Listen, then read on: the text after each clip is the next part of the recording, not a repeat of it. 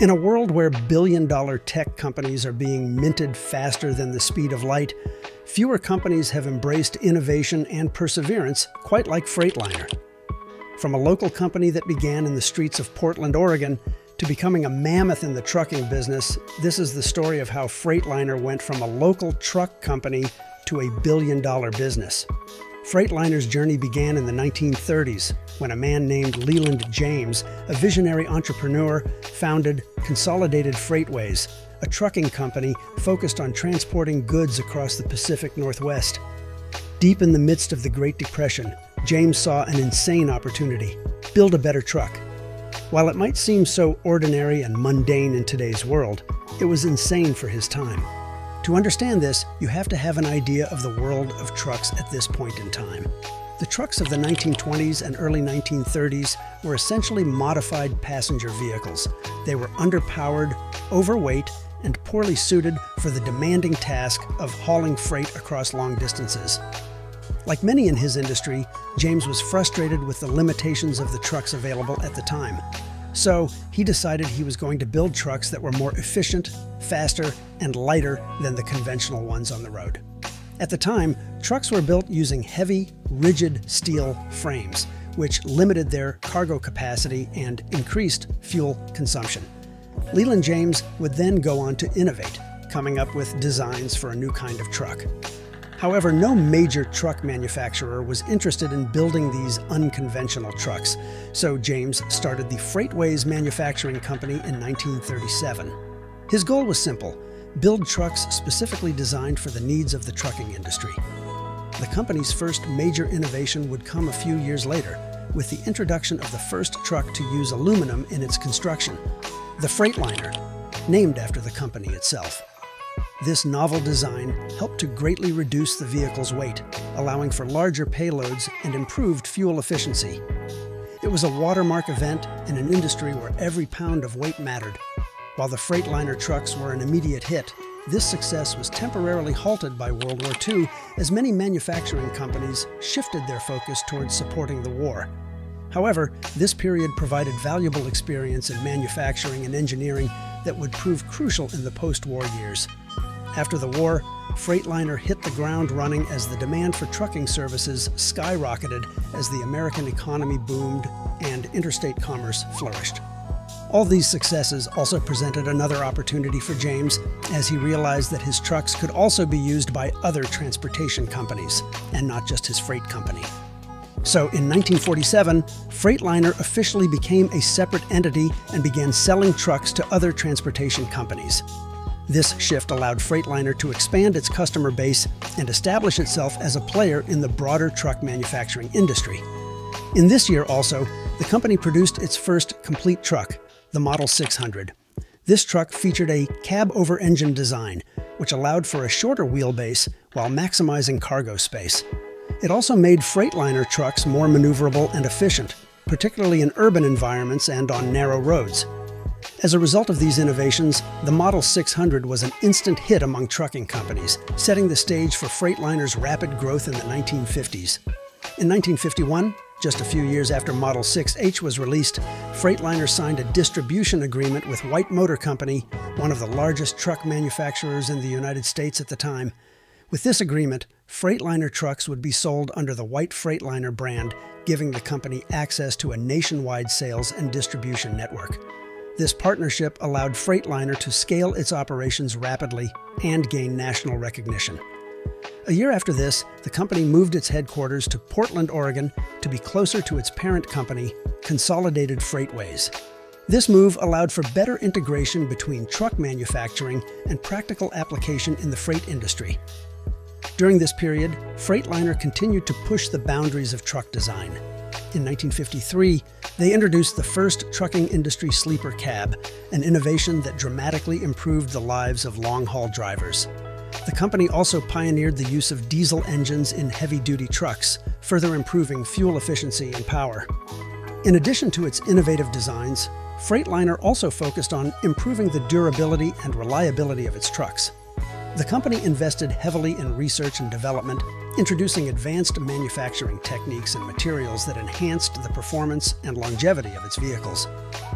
These improvements helped Freightliner trucks earn a reputation for being tough, reliable workhorses that could handle the most demanding jobs. By the 1970s, Freightliner had established itself as one of the leading truck manufacturers in North America. However, the oil crisis of the mid-1970s presented a new challenge. With fuel prices soaring, transportation companies were looking for more fuel-efficient trucks. Freightliner responded by developing trucks with improved aerodynamics and more efficient engines, further solidifying its position as a market leader. If you'd love to learn more about trucks and the companies that make them, do drop a like and subscribe to this channel. While all had been a bit rosy up till now, the 1980s marked a major turning point in Freightliner's history. In 1981, the company was acquired by Daimler-Benz AG, the German automotive giant known for its Mercedes-Benz luxury cars. The acquisition gave Freightliner access to Daimler's vast resources, technological expertise, and global distribution network. Under Daimler's ownership, Freightliner embarked on an ambitious expansion strategy, entering new markets and broadening its product lineup. The company introduced a wide range of medium and heavy-duty trucks, as well as vocational vehicles designed for specific industries such as construction, waste management, and firefighting. Daimler's influence also brought a renewed focus on quality and safety. Freightliner trucks became known not only for their rugged performance, but also for their advanced safety features, including anti-lock brakes, electronic stability control, and collision mitigation systems. 4 years after the acquisition, Freightliner released a new medium conventional that came with an interesting feature: the passenger portion of the cabin from the then recently introduced Mercedes-Benz LK. Mercedes cabins would gradually become a usual sight in a number of Freightliner trucks. In the following decades, Freightliner would go on to expand its presence in international markets, becoming a global brand with a footprint in Europe, Asia, and South America. The company also acquired several other truck brands, including Western Star and Thomas Built Buses, further strengthening its position in the commercial vehicle market. As Freightliner entered the 1990s, it was already a major player in the heavy-duty truck market. However, the company wasn't content to rest on its laurels. In a series of strategic moves, Freightliner acquired American LaFrance, a leading manufacturer of fire trucks and emergency vehicles. This move marked Freightliner's first major step into diversifying its product line beyond commercial trucks. The late 1990s and early 2000s also saw a series of strategic acquisitions that would cement Freightliner's position as a dominant force in the commercial vehicle industry. First, the company purchased Ford's heavy truck business, giving it access to new markets and technologies. Then, a few years later, it acquired Western Star Trucks, a Canadian manufacturer known for its heavy-duty trucks. Perhaps the most significant acquisition came when Freightliner purchased Detroit Diesel Corporation. This move gave Freightliner control over a major supplier of engines and other powertrain components, allowing for greater integration and efficiency in its manufacturing processes. These acquisitions, combined with Freightliner's continued focus on innovation, pushed the company to new heights. By the mid-2000s, Freightliner had become the largest manufacturer of heavy-duty trucks in North America, with a market share of over 30%. Although the company achieved great success, it would face several and severe challenges in the early 2000s.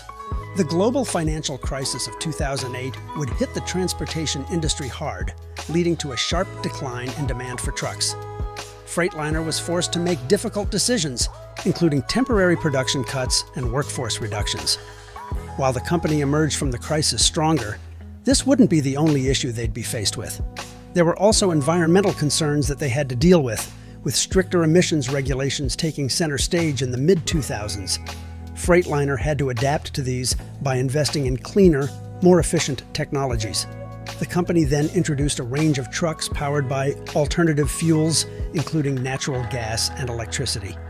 All these led to Freightliner unveiling its electric innovation fleet in 2018. That included the e-Cascadia and EM2, all-electric versions of its popular heavy-duty and medium-duty trucks. These vehicles were a signal from Freightliner as a commitment to leading the industry into a more sustainable future. This was further demonstrated in 2019 when Freightliner became the first company to receive permission to test highly automated trucks on public roads in the United States. Today, Freightliner stands as a billion-dollar business and one of the largest truck manufacturers in the world. With over 40% of the North American heavy-duty truck market, Freightliner has become synonymous with innovation, reliability, and performance. Thank you so much for watching. I'll see you in the next video.